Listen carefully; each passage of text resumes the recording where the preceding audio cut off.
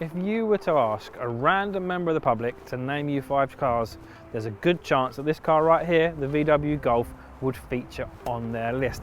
And that is with good reason. It's a very popular car, not just here in the UK, but across the whole of Europe. Why is that? Well, it's because there's a Golf for everyone. If you want frugal motoring, there's the low-powered diesel. If you want practicality, there's the Golf Estate. And if you want blow your socks off performance, there's the Golf R. But whichever Golf you choose, you can rest assured that actually it's a very sensible used car purchase. In this video, we will explore everything you need to know about the Mk7 Golf and find out just what makes it such a good purchase.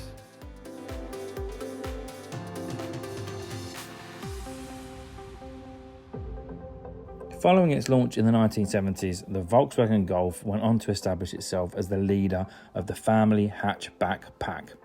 This Mk7 Golf, launched in 2013, is no different, which is no mean feat given the breadth of options available within the segment.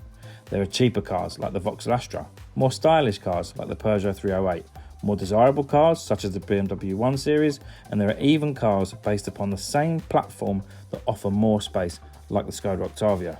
But none of those cars are as well-rounded as the Mk7 Golf. It's classy and understated, with every version benefiting from the Golf's trademark levels of quality and comfort. Compared to the previous generation, the Mk7 offers improvements in every area. It's longer, it's wider, so there's more space for passengers and a bigger boot, yet it's also up to 100 kilos lighter and more fuel efficient than older cars. It's also safer too. As with any Golf, there are body types and drivetrains to suit all wants and needs, all of which offer excellent ride comfort and a host of driver aids and safety equipment to boot. If you're opting for a Golf, then one thing you're going to pretty much guarantee is you're getting solid build quality. It's what the model is renowned for. So everything you touch feels nice and solid and well put together. There's lots of soft touch materials around the cabin, and anything that you're going to kind of interact with just feels like it's built to last, to be honest with you. And no, the interior is not as premium as an Audi A3, but it's not as expensive as an Audi A3. And I think you'll find that this car more than stands up to any of its rivals in terms of outright quality. And depending on what level of trim you go for, you'll find that it can be really well spec'd as well. Personally, I wouldn't opt for the lowest spec style trim. You get air conditioning, electric windows, and that's about it. You don't even get alloy wheels. I'd be looking at a spec similar to this car that we've got today, so Match, SE or SE Nav, because that really does give you everything you're going to need. We've got adaptive cruise control, we've got heated seats, we've got a nice clear touchscreen that's very responsive and easy to use, and yeah, just a very solid, well put together place to be. There's not much flair going on, it's just all very well thought out and very sensible.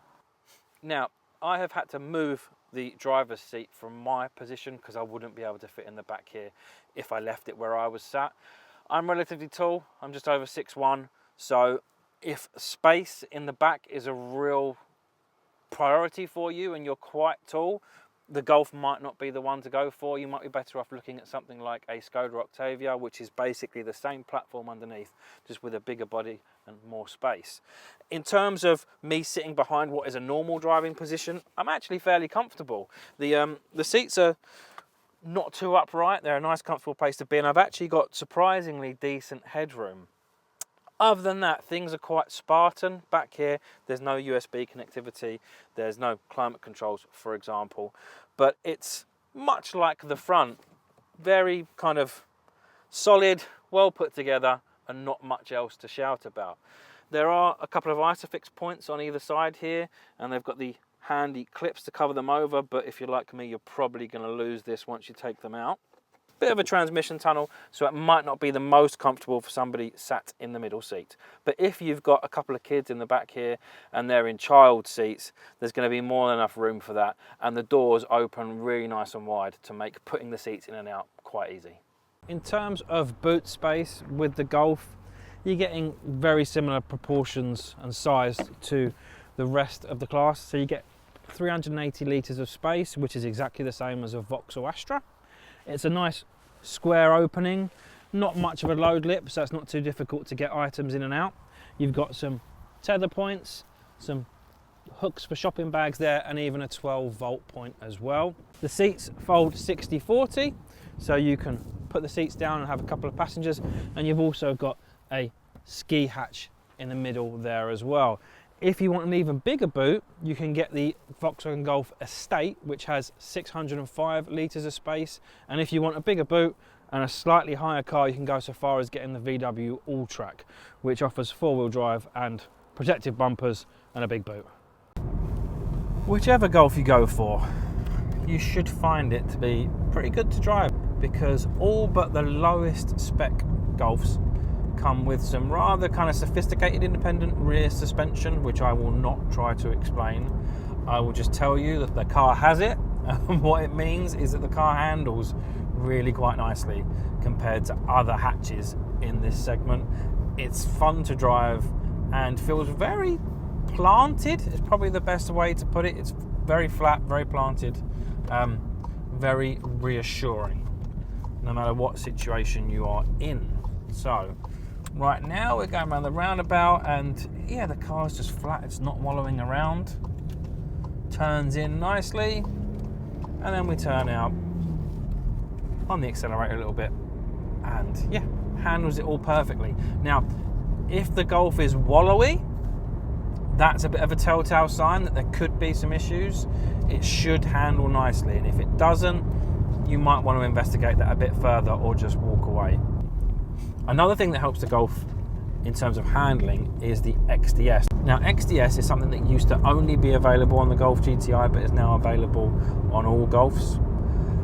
And basically what the system does is, if it detects that one of the front wheels is slipping, it will take power away from that wheel, and then at speed what it will do is send power to the outside wheel when cornering. So when you're going around a corner, the outside wheel gets more power, and it just gives you more stability as you go around the corner.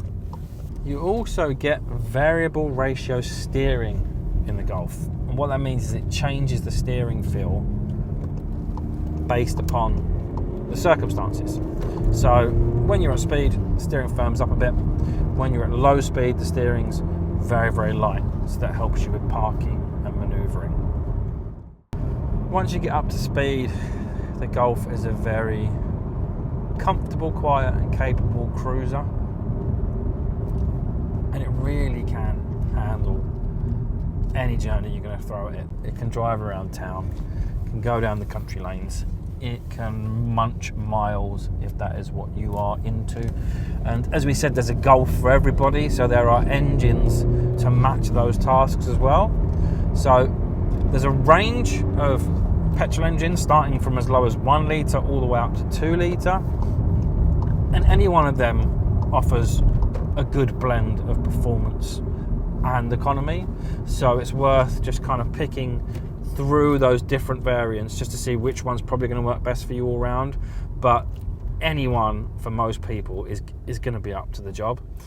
If you want outright economy, then go for basically the car we've got today, which is the 1.6 TDI. That is going to offer you really good economy, and it's kind of well set up for motorway mileage if that's what you're doing. If you do lots of long journeys and you're really going to rack up some miles, then I really would recommend still going with either this, the 1.6 TDI, or the 2 litre TDI.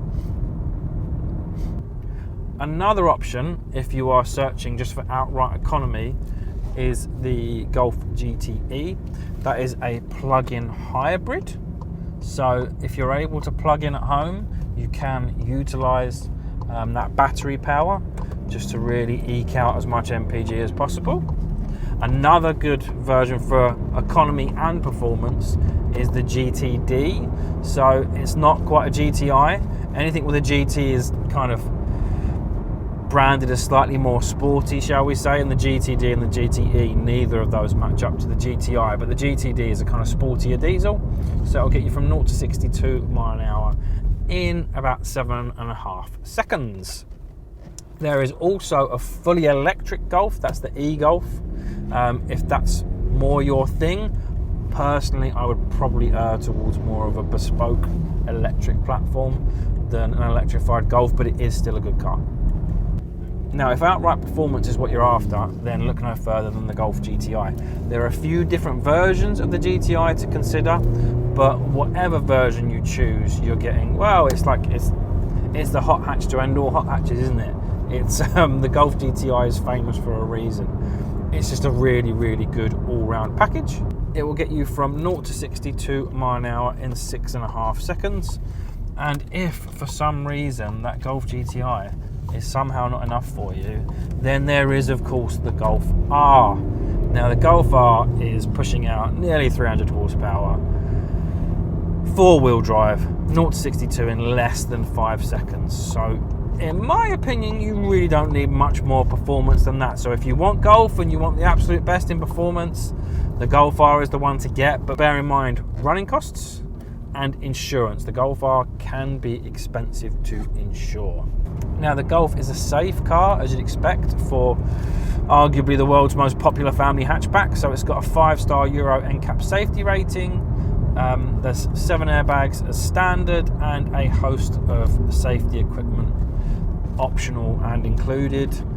So in the car that we're driving today, for example, we've got adaptive cruise control, we've got lane keep. On the subject of adaptive cruise control, it's always worth checking that the adaptive cruise control works. If it doesn't, it could be something as innocuous as a problem with the sensor, but it could also indicate potentially that the vehicle has been involved in a front-end collision at some point.